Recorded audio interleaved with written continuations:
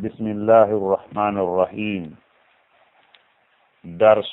arana on e nder nde ɗo deftere hisnul muslimi hiwirde julɗo. oɗo darsu ko toɓɓere aranere nden e nder adkar al istiqaz min an-nawm, ko ɗum tun woni e oɗo darsu. wona adkar ji ɗin fof wowlete ɗin fof e nder finugol e ɗoygol, wona ɗi fof woni ɗo ko toɓɓere arnere nden tun e hino nden toɓɓere. alhamdulillahi alladi ahyana ba'da ma amatana wa ilayhi nushur. alhamdulillahi alladi ahyana ba'da ma amatana wa ilayhi nushur. alhamdulillahi alladi ahyana ba'da ma amatana wa ilayhi nushur. mi fillora zikru on wasi tawi ko fillete ɗum nde laabi tati, ko tindingol mo wawata on mi fillirde laabi tati, nde tawno wona fow e julɓe ɓen woni ko wawata yiide bindi janga. hawnaki ta woɓɓe gode sako bumɓe hiɓe haton gini kamɓe kadi andugol e ɗum ɗo. si tawi fillitama nde laabi buyi nafayɓe, ko ɗum waɗi en darata woɓɓe goo ko faala kon yo ɗuɗu jokken ɗum, ko seeɗa seeɗa wonɓe yaarude.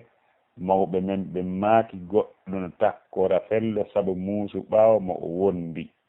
yo Allah hawni sowaba. donc haray oɗo darsu ko ɗiɗo wonɓen e yanñude ɗo ngol ɗo bindol ɗo. alhamdulillahi alladi ahyana ba'da ma amatana wa ilayhi nushur. karama ko men maaki walli fiiɗo ɓe nde ɗo deftere, ɓe maaki azkaru jantoreji. azkaru ko jam'u zicre,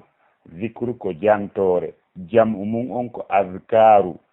jantoreji al istiqazi, finugol minan nawmi immorde e ɗoygol. bi ma'ana jantoreji inde Allah ɗi tawata ɗin hara neɗɗo on si o fini ka ɗoygol himo hani ka o fuɗɗora ɗin ɗon si o huwa kala ko o huwata. ko ɗin woni e ngal ɗo dambugal azkarul istiqazi min an-nawm. ɓe fuɗɗori ngol ɗo konngol ko nelaɗo sallallahu alayhi wa sallam huwayno, bi maana ko ɓe makayno si ɓe fini e ɗoygol. musidɗo julɗo, si a fini ka ɗoygol ko fuɗɗorta ko mawlugol fittugol ɗoygol ngol taw ka yeeso ma, bi maana ko mawlugol yeeso ma ngol mawla gite ɗen. si a gayni ɗum waɗa o du'a ɗo, alhamdulillahi alladi ahyana ba'da ma amatana wa ilayhi nushur. balmi inni du'a o ko jantore ni wona du'a, o ko jantore inde Allah ni wona du'a. joni ko wiyete du'a ko toragol, hay hunde noon ala ɗo on ko torete ɗo sakko wiye amina, wona du'a ni ko jantore. ndaaru ko alhamdulillahi alladi ahyana ba'da ma amatana ilayhi nushur. donc toɓɓere arandere nden ni oɗo zicru ɗo ko egga e mum ko Hudayfa ibnul Yamani woni ko hadisi on egga e mum e Barra ibn Azib, sahabaɓe ɗiɗo wondi ɓe nelaɗo. oɗo zicru no egga e mum eggude e nelaɗo sallallahu alayhi wa sallam. ɓen no filli wonde nelaɗo sallallahu alayhi wa sallam ɓe laatino si ɓe fini ka ɗoygol ɓe maakay oɗo zicru. ɗum ko wi'gol alhamdulillahi, yettore wodani Allah, alladi on ahyana wurnuɗo men, bi ma'ana findinɗo men, ba'da ma amatana ɓaawo konko o wari men, bi ma'ana ɓaawo konko o ɗannini men, wa ilayhi ko faade ka Allah annushuru woni ummital ngal, woni mooɓodiral ngal wonande ñalande dargal. donc haray min komi wasiyoto kala neɗɗo gollitirowo hisnul muslim yo o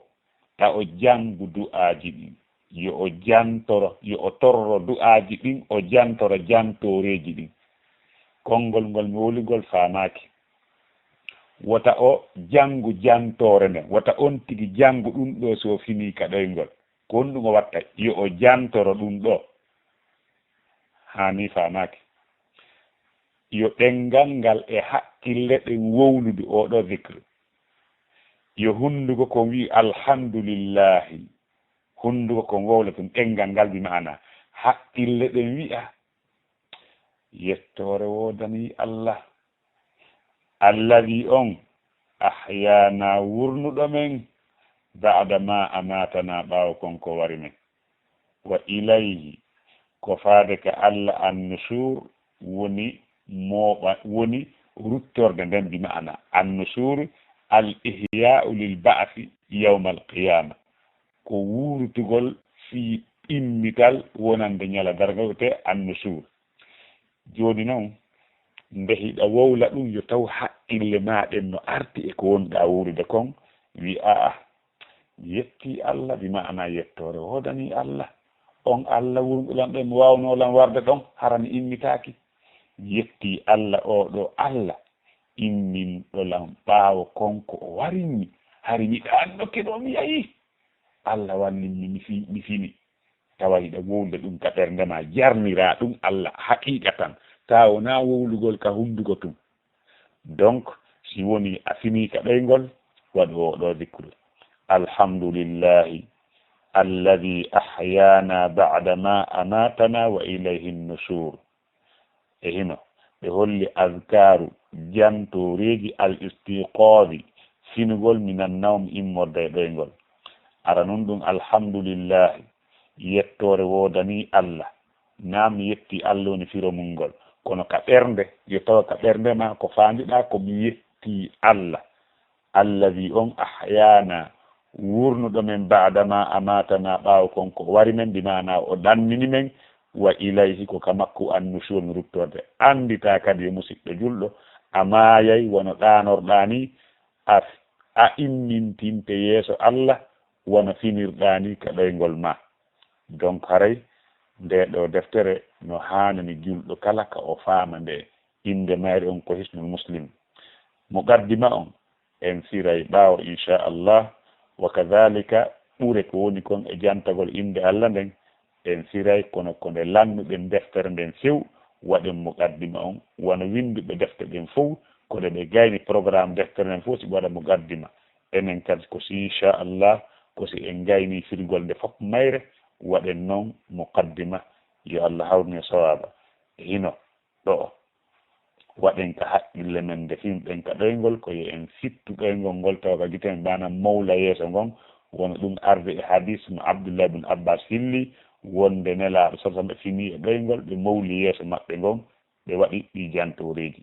on tigi fitti ɗoygol ngol ka jite wi alhamdulillahi yettore wodani Allah alladi on ahyana wurnuɗo men ba'da ma amatana ɓaawo konko wari men wa ilayhi ko faade ka makko annusur woni ummital ngal donc harayno wona ruttorde wona ummital ɗa ko fof ko fanda ko wurtugol ɓaawo mayde yaha ka Allah daro yeeso Allah Allah ñaawomo ɓe ko golli kon oɗo hadis ɗi mana oɗo dicre no andintina en wonde si en fini ka ɗoygol yo en anditi wonde ɗo awa ko en maayaɓe ko en immotoɓe wa kadhalika ko en andu wonde aɗo ko ka Allah yaheten ɗum ɗon yooɓina en ko courage en e gollugol ko moƴƴi hon ɗum hulɓina en e gollugol ko boɗi yo Allah hawrde sawaba